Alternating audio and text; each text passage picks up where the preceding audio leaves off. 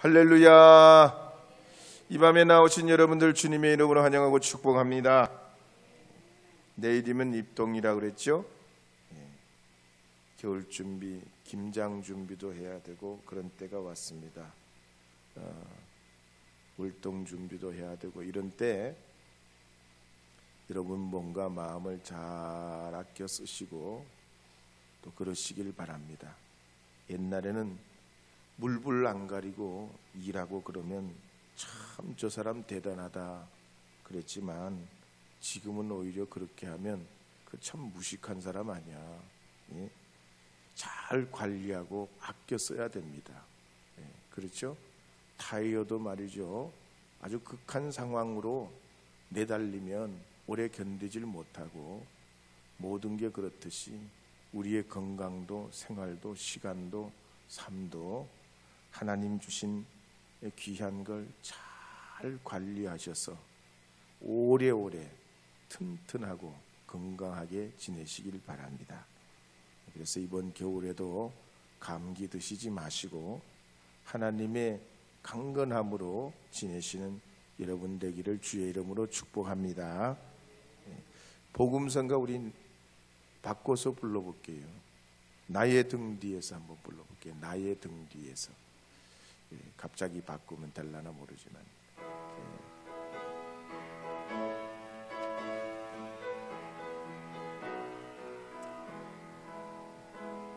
나의 등 뒤에서 나를 도우시는 주, 나의 인생 길에서 지치고 고나여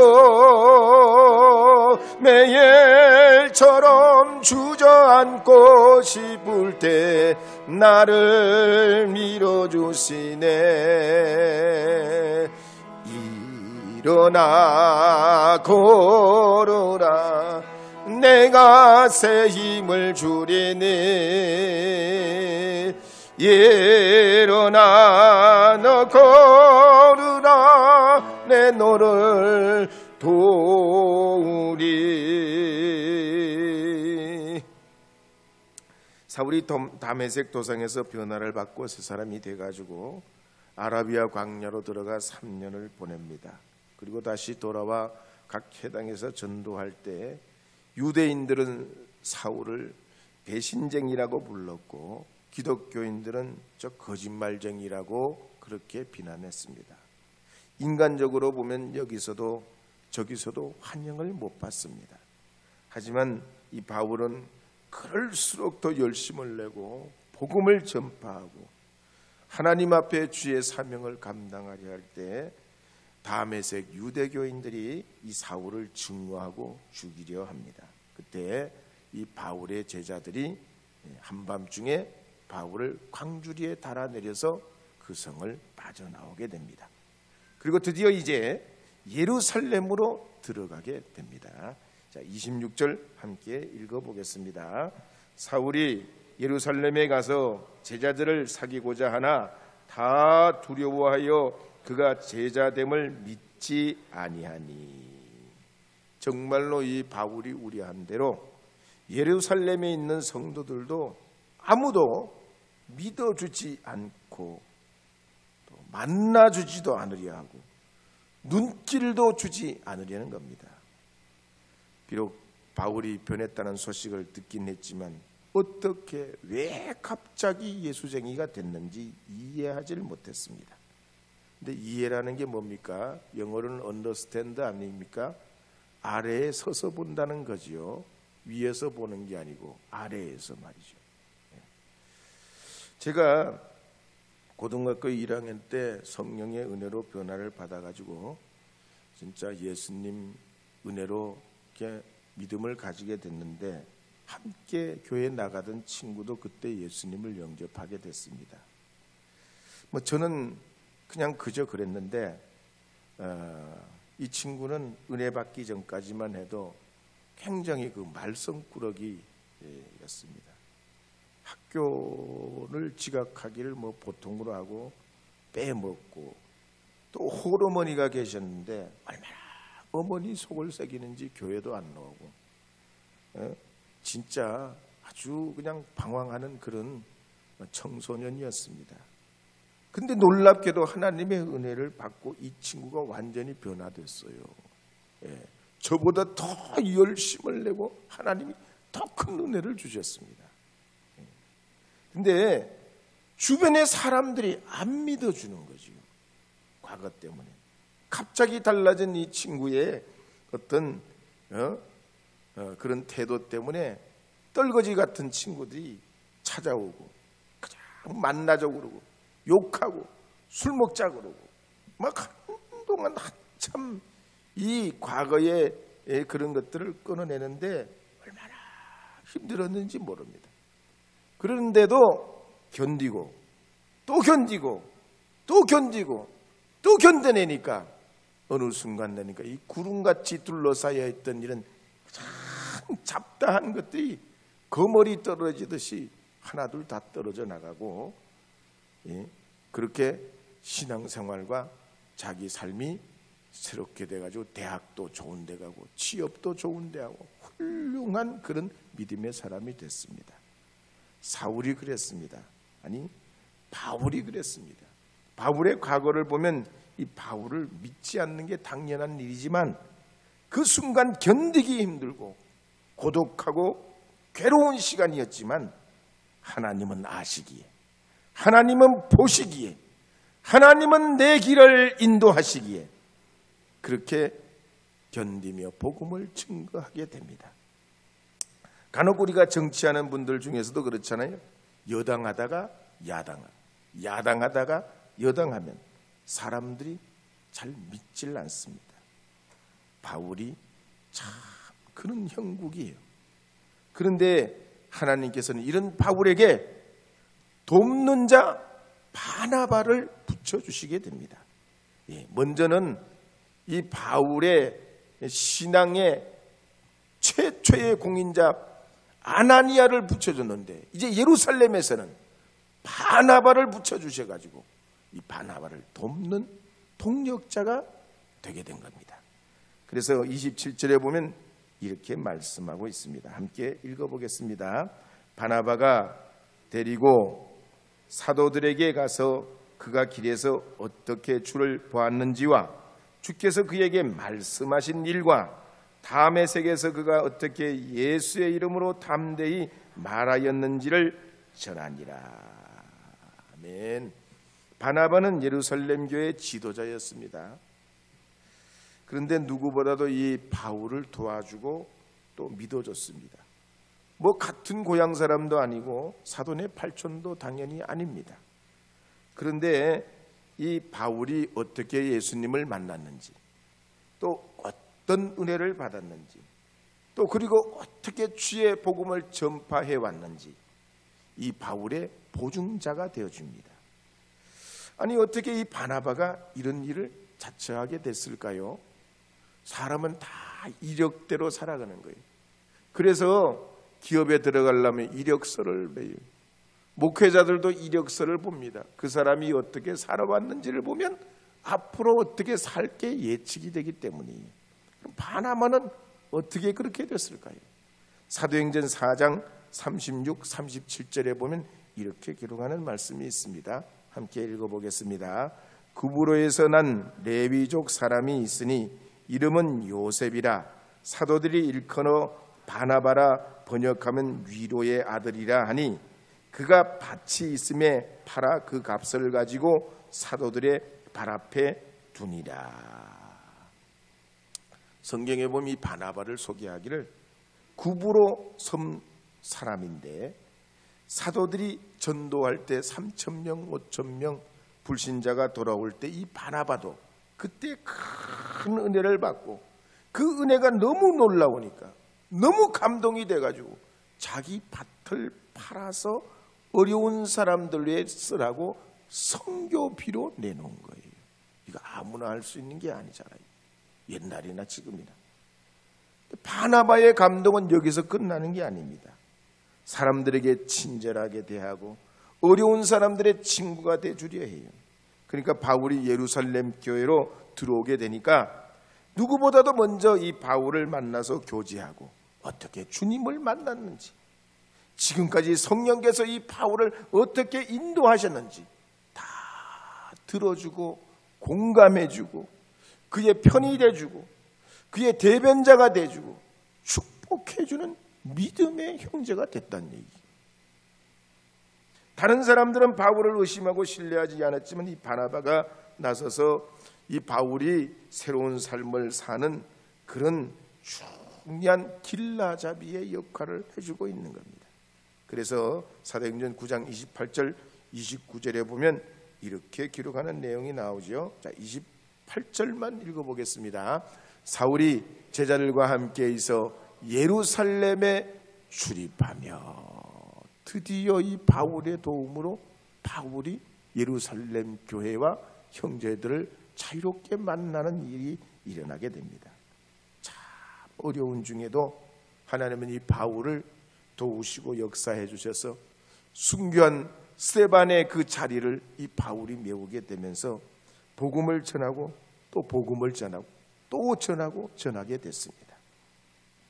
베트남에서 영웅이 된 박항서 감독이 이제 공식적으로 그 베트남 감독직을 내려놓는다고 그랬습니다. 이분이 사실은 아시다시피 처음부터 베트남에 가서 축구 감독이 되려고 한 게 아니지요. 한국에서 안 써주니까, 한국에 설 자리가 없어요. 그래서 중국으로 갈까 어디로 갈까 그러다가 마침 베트남 팀, 베트남에서 연락이 와서 우리한테 와달라는 거예요. 근데 처음에 계약할 때 2억 연봉을 2억 계약했어요. 적은 돈이 아니죠. 그렇지만 국가감독이 뭐 2억이라면 대단한 것도 아니지요. 근데 하여튼 2억으로 이제 계약을 하고 갔는데 베트남 사람들이 다 그런 거야. 막. 그 박항서 씨 말이지, 한국에서도 프로축구팀 감독하다가 말이지 성적도 제대로 안 나가지고 그런 사람인데 어떻게 이 베트남의 막 국가대표 감독으로 받아들였나. 그것도 말이지 연봉을 2억씩이나 주고 그런 사람을 감독으로 모셔왔냐. 막 사람들이 비난이 대단했어요. 그때 이 박항서 감독이 속으로 뭐라고 그랬냐면 1년만 버티자. 계약이 2년인데 원래 2년 계약인데 1년만 버텨내보자. 1년만 버텨내보자. 그런데 5년 동안 지내면서 외국인 최초로 말이죠. 노동훈장을 받고 국민 파파가 되고 말이에요. 연봉도 2억에서 지금 7억으로 올라가가지고 말이죠. 완전 대박이 났어요. 박수 한번 쳐줘봐요.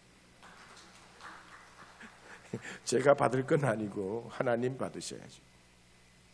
정말 어렵고 힘든 그런 길인데 비결이 뭐냐면 그 부인인 최상하 권사님하고 시합이 있기 전마다, 시합을 치르기 전마다 막 통성기도로 하나님 앞에 막 이 시합을 이기게 해달라고, 하나님 이기게 해달라고, 하나님 되게 해달라고, 하나님 내 길에 길라잡이가 되게 해달라고 주님 앞에 막 그 시합에 있기 전마다 간절히 기도하고, 또 선수들이 말이지 골을 넣으면 벤치로 돌아가서 막 기도하고, 또 믿음으로 또 믿음으로 바라보고 또 바라보고 또 바라보고, 그럴 때 하나님이 성공을 주시더라는 거예요.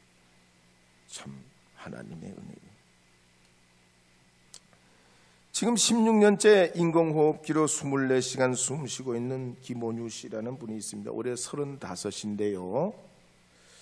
이분이 책을 냈어요. 그런 중에도요, 숨쉬지 못해도 괜찮아 하는 책을 냈습니다. 이분 2001년도에 중학생 때 감기 후유증으로 병원에 있다가 2003년부터 계속 내내 병원에서 꼼짝 못하고 16년 동안 입원 생활을 해요. 16년 동안 말이에요. 16일이 아니고 16년 동안 입원 생활하는데 자기 힘으로 숨을 못 쉽니다.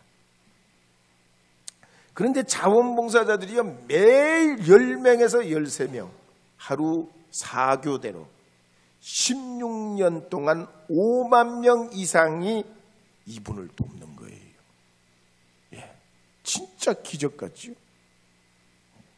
그런데 이렇게 자원봉사 나오는 사람들이 어떤 분들은 군인인데 휴가 나와서 돕고, 어떤 분은 연예인인데 와서 돕고, 후원금도 모금해주고, 입에서 입으로 소문이 나가지고, 어떤 사람은 가정예배 드리면서 막 울며 불면서 이 말이죠, 김원유 선생 이분이 말이 회복되게 해달라고 하는 분도 계시고, 별의별 사람들이. 왜? 자원봉사 오니까 이 죽어가는 이 식물인간 같은 이 사람이 말이죠, 그렇게 얼굴이 해맑고 보는 사람, 자원봉사하는 사람이 그 말에 뒤에서 수발을 하는데 하나도 힘이 안 들고 오히려 자기가 막 은혜 받고 돌아가는 거예요. 은혜 받고 돌아가. 하나님은 참 별의별 방법으로 다 역사하세요. 그러니까 주님께서는 전혀 가능성이 없는, 일만의 가능성이 없는, 시로라기 같은 가능성도 없는 이 바울을 뒤집어 들어쓰셔서 초대교회의 역사를 이루어 가신단 말이죠. 그래서 요한복음 15장 16절에 보면 이렇게 말씀하시는 내용이 나옵니다. 함께 읽어보겠습니다. 너희가 나를 택한 것이 아니요 내가 너희를 택하여 세웠나니 이는 너희로 가서 열매를 맺게 하고 또 너희 열매가 항상 있게 하여 내 이름으로 아버지께 무엇을 구하든지 다 받게 하려 함이라. 아멘. 우리도 돌아보면 그래요. 내가 한 것 같은데 아니요, 하나님이 하셨어. 내가 여기까지 버티고 온 것 같은데 아니요, 하나님이 지켜주셨어. 오늘 그래서 이 바울이 바울 되어서 복음 증가하는 이 일면을 보세요. 다음의 세계에서 그 과정에 사람이 그때그때마다 하나님 세워주시고 또 이 주의 길을 걸어가도록 울타리치가 되어가지고 듣도 보도 못한 사람, 관계도 없는 사람, 전혀 나와는 상관없는 사람이 이 바울의 동력자가 됩니다. 앞으로도 이 바울은요, 수많은 사람들이 가는 곳마다 하나님이 그런 사람들을 만나게 해주시는 거예요. 그래서 여러분 두려워하지 마세요. 믿는 사람들에게는 항상 하나님이 사람을 붙여주십니다. 돕는 이가 있게 하시고, 기도하는 분들이 생겨나게 하시고, 지혜를 더해주는 분들이 있고, 한 번도 그 사람 나하고 신앙과 관계없고 믿음과도 관계없고 본 적도 안 적도 없는데 하나님이 배후에서 역사해 주시는 거예요. 여러분 그런 주님 믿고 여러분 믿음의 길 걸어가시기를 바랍니다. 나의 등 뒤에서 한 번 더 불러보겠습니다. 나의 등 뒤에서, 나의 등 뒤에서, 나의 등 뒤에서, 나의 등 뒤에서 나를 도우시는 주, 나의 인생길에서 지치고 고나요 매일처럼 주저앉고 싶을 때 나를 밀어주시네. 일어나 걸으라 내가 새 힘을 주리니. 일어나 너 걸으라 내 너를 도우리.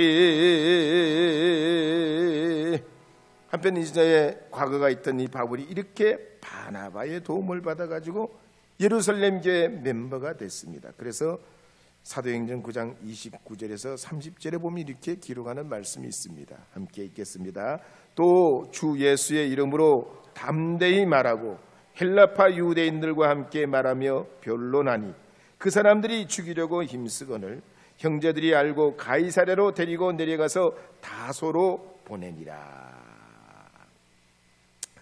바울이 이렇게 어려운 힘든 과거를 정리하려고 하는데 속에서 이렇게 올라올 만한 이 옛날에 그 가졌던 이 바울의 그 야성, 옛날에 그 핍박자였던 이 바울의 그 성질머리, 이런 게 되어 올라올 정도로 헬라파 유대인들이 또 갈구는 거예요.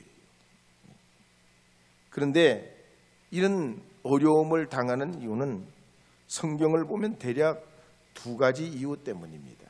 첫째는 성령께서 더 믿음의 길로 인도하시기 위함입니다. 보통 사람의 평균 지능은 100이에요. IQ가 100 정도 됩니다. 우리나라 천재 소년이었던 송유근 씨 IQ가 187이었거든요. 레오나르도 다빈치 IQ가 추정하기는 한 190 정도 됐다고 그래요. 아유, 그 기계지 인간이 아니요. AI요. 예. 근대판 AI요. 다빈치가 진짜 대단한 사람이에요.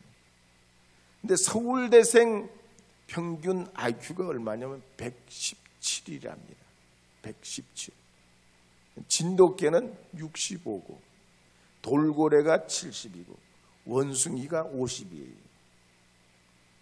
그래서 사람은요, 아무리 좋은 일이 있어도 계속 똑같은 게 반복되면 심심해져. 재미없어. 지리해. 그냥 똑같은 거 그거 싫어해 사람. 왜? IQ 지능이 있기 때문에. 그러다가 말이죠, 막 어려운 일이 막 생겨. 예? 마치 폭풍이 몰려오듯이 말이죠. 잔잔한 이 파도가 말이죠, 예? 집채만한 게 막 일어나고 막 상상할 수 없는 죽음의 위기가 막 다가오고 막 괴롭고 힘들고 막 앞으로 어떻게 살지? 내가 이렇게 막 이렇게 내 앞으로 목숨 부지하고 살까? 막 이럴 정도로 막 별의별 일들이 막 이게 몰려와요. 그러면 어떻게 돼요? 사람이 정신을 쫙 차리는 거예요. 예. 정신을 차리게 돼요. 예. 집중하게 돼요. 흐트러진 마음이 그냥 다 집중되면서 자기의 인생의 중요한 게 뭔지 가려가면서 불필요한 건 다 떨어내게 돼요. 바울이 그랬습니다. 바울이 과거에 연년에 살았다면 또 교만했을 거예요. 만약에 어려움이 없었으면 이 바울이 또 과거에 그런 성질머리가 올라왔을 거란 말이에요. 그런데 하나님은 괜찮을 만한 하면 어려움을 주시고 또 괜찮을 만하면 또 어려움을 주셔가지고 이 바울을 더 크게 믿음의 사람으로 쓰시기 위해서 주님이 이렇게 연단하시고 믿음의 길을 걸어가게 하시는 겁니다. 그렇기 때문에 여러분들께서도 어려움을 많이 겪으셨다면 하나님이 나를 크게 쓰시려는 거구나. 하나님이 훌륭한 리더가 되게 하시려는 거구나. 하나님이 나를 놀랍게 담대한 믿음의 사람으로 부르시려는 거구나. 이렇게 믿으시기 바랍니다. 고난은 아무나에게 오는 게 아니에요. 아무나 오는 게 아니에요. 아무나 견뎌내는 게 아니라고요. 그렇잖아요. 세상 만사가 그렇잖아요. 하나님의 섭리요, 은총이요, 계획이요, 축복이 있는 줄 믿고 나갈 때 하나님께서 우리들에게도 여러분에게도 여러분의 삶에도 은혜 더하여 주실 줄로 믿습니다. 나의 등 뒤에서 한 번 더 불러봐요. 나의 등 뒤에서. 나의 등 뒤에서 나를 도우시는 주, 나의 인생 길에서 지치고 고나여 매일처럼 주저앉고 싶을 때 나를 밀어주시네. 아멘. 일어나 걸어라, 내가 새 힘을 주리니. 아멘 아멘. 일어나 너 걸으라, 내 너를 도우리. 두 번째로 주님께서 이 바울에게 고난을 주시는 건 사명의 길로 인도하시기 위해서입니다. 바울에게 이 고통이 오면 하나님 왜 나에게 이런 고통을 주십니까? 하나님 왜 하필 나에게입니까? 엘리에젤처럼 부르짖을 수도 있어요. 아이들이 주사 맞을 때 그렇잖아요. 주사 맞으면 아파요, 안 아파요? 근데 죽어요, 안 죽어요? 죽을 만큼 아픈 건 아니야. 난 따끔하고 아프고 그냥 별로 경험이 없으니까 곧 그냥 막 자지러지게 그렇게 울죠. 근데 하나님께서도 우리에게 고난 주실 때 죽으라고 그런 게 아니에요. 하나님의 계획이 있어, 뜻이 있어, 원하시는 바가 있어. 그걸 깨달아 알기를 원하세요. 그래서 사도행전 26장 19절에 보면 바울은 아그리빠 왕 앞에서 이렇게 고백하는 내용이 나옵니다. 함께 사도행전 26장 19절 말씀 읽어보겠습니다. 아그리빠 왕이여, 그러므로 하늘에서 보이신 것을 내가 거스르지 아니하고. 왕 앞에서 이제 하나님의 복음에 대해서 증거할 때 하늘에서 보인 걸 내가 거스르지 않았다는 거예요. 이 세상의 모든 이루어가는 일, 특히 나에게 일어나는 주변적인 이런 일들은 하나님이 다 하시고 보시고 계획하시고 섭리하시고 역사하시기 때문에 나는 하나님의 의를 믿기 때문에 이걸 거스르지 않으려 했다는 거예요. 그러니까 이 바울은 어려움은 하나님께서 나를 위해 주신 거다, 나를 흔들어 깨우는 주님의 사인이다, 이렇게 보고 받아들였다는 겁니다.